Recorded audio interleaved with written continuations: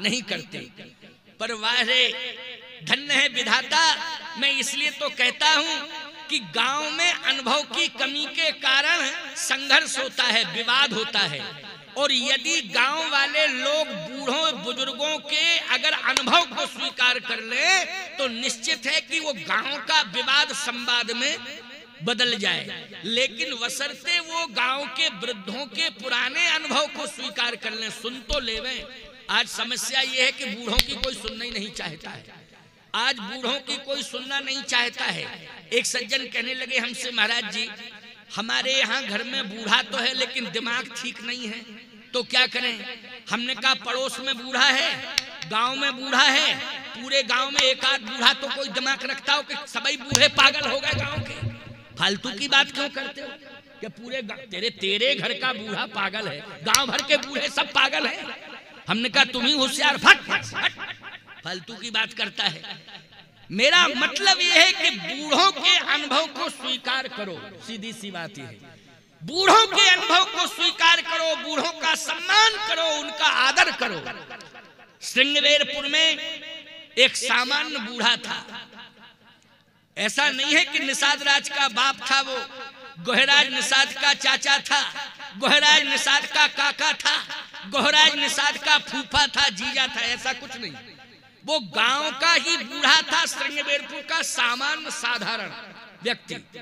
निषाद राज ने जैसे ही कहा कि संघर्ष करने के लिए तैयार हो जाओ, अस्त्र शस्त्र लेकर चलो, और सीधी सी बात यह है कि भरत को गंगा पार नहीं करने देना है, या तो भरत को मार दूंगा या भरत के हाथ से मर जाऊंगा, लेकिन जब तक जिंदा हूं तब तक गंगा पार नहीं होने दूंगा। सारी सेना चल दी, अस्त्र शस्त्र सब हाथ में है, पूरी सेना चल दी, अस्त्र शस्त्र सब हाथ में है। लेकिन देखना आप प्यारे, कितना सुंदर उदाहरण है रामचरितमानस का। जैसे ही चलती सेना, निषाद राज भी चलने लगा, इतने में गांव का एक बूढ़ा आ गया लाठी लेकर के। जैसे ही गांव का बूढ़ा सिर हिल रहा था, आंखों से कम दिखाई देता था, हाथ भी कांप रहा था, लेकिन जैसे ही बूढ़े को देखा निषाद राज ने तो बूढ़ा कहता है रुको रुको, इशारा किया रुको। तो देखो यही तो संस्कार है कि बूढ़े ने जैसे ही रोका तो रुक गया निषाद। नहीं, ऐसी कंडीशन में कोई रुकता है? अगर बूढ़ा आ जाता तो कहते हट हट बूढ़ा, दिमाग खराब करता है, बीच में आ गया। बोलो यही कहते कि नहीं कहते? आज लोग यही तो कहते हैं। लेकिन उस बूढ़े ने कहा रुको, तो निषाद ने पूरी सेना से कहा रुको। क्या बात है, उस बूढ़े के शब्द में कितना वजन था कि राजा रुक गया और राजा की सेना रुक गई। बोलो किसके शब्द में ये ताकत थे? जल्दी बोलो। उस बूढ़े के पास शब्द ही था कि कोई शस्त्र था? शस्त्र था, शब्द था, कोई पावर था, कोई राज्य था कि किसी राज्य का राजा था? वो तो गांव का सामान्य नागरिक था। लेकिन उसकी अवस्था का सम्मान हुआ, उसने कहा रुको, तो निषाद रुक गया और सेना से कहा रुक जाओ। क्या बात है? बात यह है कहां जा रहे हो?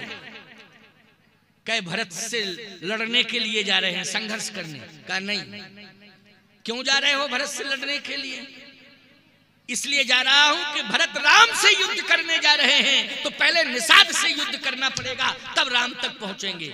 उस बूढ़े ने कहा मेरी बात सुनो, भरत जी राम से लड़ने के लिए नहीं जा रहे हैं, राम ही भरत मना बना जाही, ओ यही सगुन फल दूसर नाही। भरत राम को मनाने के लिए जा रहे हैं। तुम्हें कैसे पता? कैसे पता? उसने कहा कि मुझे सगुन हुआ है। सगुन, सगुन हुआ है। सगुन का प्रमाण क्या है? सगुन का प्रमाण बताओ। उस बूढ़े ने कहा सगुन का यही प्रमाण है कि जैसे ही मैं चलने लगा, मैंने सुना है कि निषाद राज जी अपनी सेना के साथ युद्ध करने के लिए जा रहे हैं, भरत से युद्ध करना चाहते हैं। उसी समय में घर के बाहर जैसे ही निकल रहा था, तो एक गौ माता बछड़े को दूध पिलाते हुए मुझे दिखाई दे गई। मैंने समझ लिया ये शुभ सगुन है, भरत राम से युद्ध करने नहीं जा रहे हैं। बोलो भाई, इन सगुनों का महत्व है कि नहीं है? महत्व कि नहीं? अच्छा एक बात बताओ, गाय होगी तुम्हारे गांव में तभी तो बछड़ा दूध पिएगा, और जब गाय बछड़ा को दूध पीते हुए देखोगे तो सगुन होगा कि नहीं? और भैंस होगी वो पड़ा दूध पी रहा हो तो क्या माना जाएगा? जल्दी बोलो, तुम ही बताओ जरा, ईमानदारी से बताओ, उस समय कौन सा सगुन मानोगे? जल्दी यही मानोगे जमराज का दर्शन हो गया, जमराज का दर्शन हो गया। बोलो भाई, इसलिए मैं कहता हूं कि थोड़ा सा ध्यान दिया करो, हर घर में गौ होना चाहिए। पहला सगुन तो यही है कि जब उठोगे तो गौ माँ का दर्शन होगा, और यदि गौ माँ ने कहीं बछड़े को जन्म दे दिया तो ईमानदारी से बताओ, सुबह सुबह ब्रह्म मुहूर्त में जब किसान उठता था, पुरानी परंपरा बता रहा हूँ, तो अपने घर में जो 2 4 5 गौएं होती थी, बछड़े को सबसे पहले छोड़ता था। बोलो, छोड़ता था कि नहीं?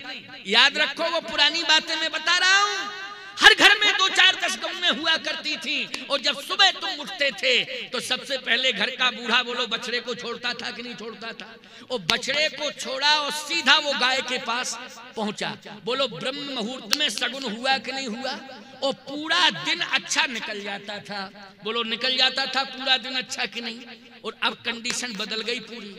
अब सुबह उठते हो तो सीधे पड़े को छोड़ते हो, और वो सीधा भैंस के पास जाता है तो लगता है जमराज का दर्शन हो गया, सीधा डायरेक्ट यमराज का दर्शन हो गया। ये कंडीशन होती है। इसलिए मैं कहता हूं कि पुरानी मर्यादा में आ जाओ, घर घर में गौ रखा करो, गौ का सम्मान करो, गौ का पालन पोषण होना चाहिए। आज यज्ञ हो रहा है तुम्हारे गांव में, इन विद्वानों से पूछो कि इन्होंने कितने मंत्रों का प्रयोग किया था, देवता उतर के आए यज्ञ मंडप में। ये पंडित बैठे होंगे, कहाँ चले गए?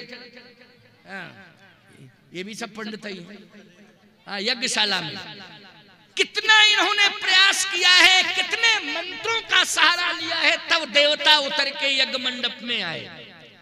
और इनको मनाने के लिए 33 करोड़ देवताओं को मनाने के लिए न जाने तुम गांव वालों ने कितने परिक्रमा किए हैं यज्ञ के। बोलो, यज्ञ की परिक्रमा होती है कि नहीं? पूरा गांव करता है, क्षेत्र करता है।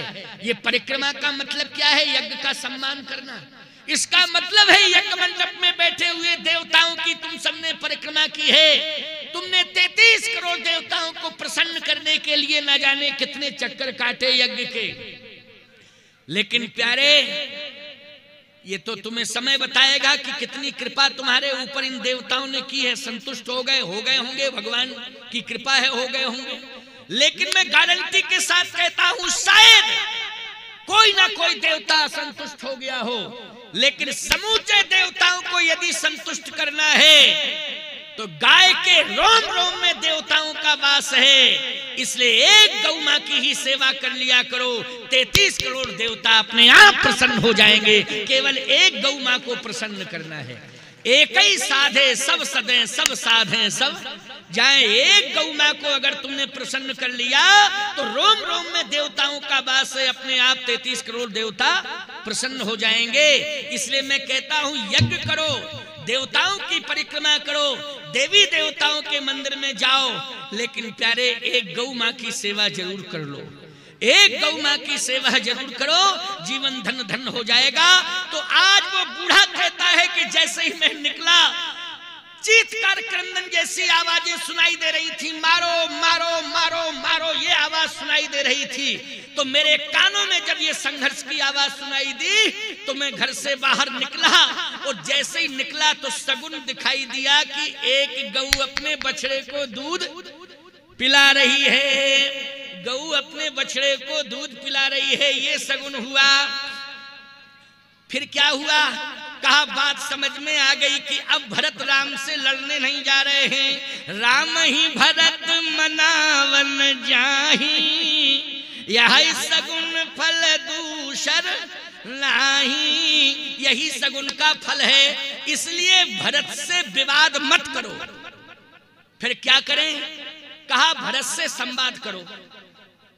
निषाद ने कहा, मान लो संवाद किया, नहीं समझ में आया तो तो उस बूढ़े ने कहा पहले संवाद होता है, बातचीत से मामला हल ना हो तब बात का मतलब है विवाद का, लेकिन पहले संवाद तो करो, बातचीत तो करो।